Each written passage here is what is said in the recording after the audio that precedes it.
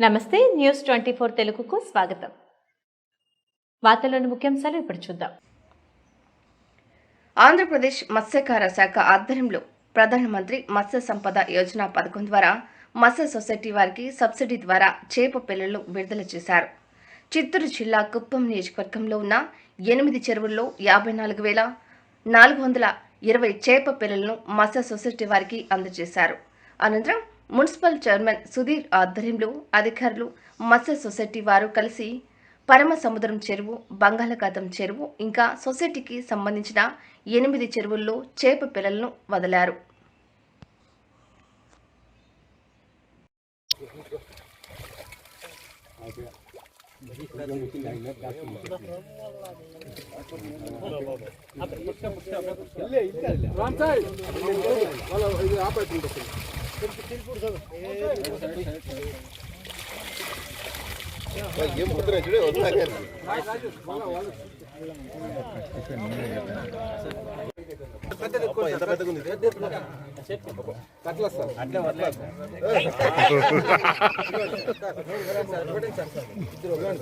అది తీసుకోండి.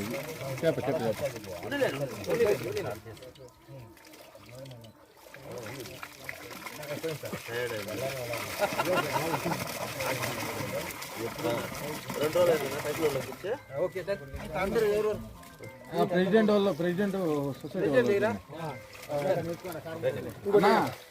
బ్యానర్ పని ముందు కన్నా పెట్టుకున్నాను. ఇట్లా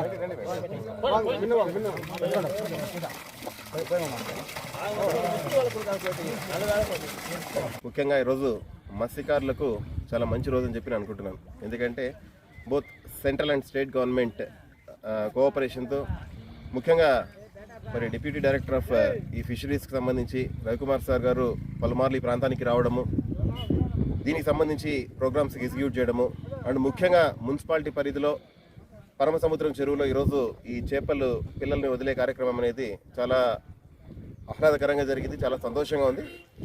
ఈ ప్రోగ్రాంకి సహకరించిన ప్రతి ఒక్కరికి పేరు పేరున ధన్యవాదాలు తెలియజేసుకుంటూ, గతంలో వలె ఇక్కడ కరువు కొట్టు మిటాటట్లేదు. గతము అంటే 2019కి ముందు మీరు ఒకసారి చూసుకుంటే ఇవన్నీ ఒక గ్రౌండ్స్ మాదిరి ఉండేటివి. ఎక్కడ కూడా అంటే నీళ్ళు ఒక చుక్క కూడా ఉండేది కాదు. ప్రజలు వచ్చి ఎండిపోయి ఏదైనా ఆటలు ఆడుకునే దానికి ఉపయోగపడేది తప్ప ఈరోజు ఏ ప్రాంతం ఎక్కడ చూసినా కూడా సుభిక్షంగా ఉంది. ఎక్కడ చూసినా నీరు చూడ చక్కగా ఉంది. రైతులందరూ కూడా చాలా సంతోషంగా ఉన్నారు. ఇవాళ రైతులతో పాటు కూడా మత్స్యకారులు కూడా అంతే సంతోషంగా ఉండాలని ఒక మంచి కార్యక్రమంతో ముఖ్యమంత్రి జగన్మోహన్ రెడ్డి గారు రాష్ట్ర వ్యాప్తంగా ఈ కార్యక్రమాన్ని ప్రవేశపెట్టడం జరిగింది. అందులో భాగంగా ఈరోజు మున్సిపాలిటీ పరిధిలో పరమసముద్రం చెరువులో దాదాపు ఒక 5,000 చెరువు పిల్లల్ని వదలడం అనేది చాలా సంతోషకరంగా మేము భావిస్తున్నాము.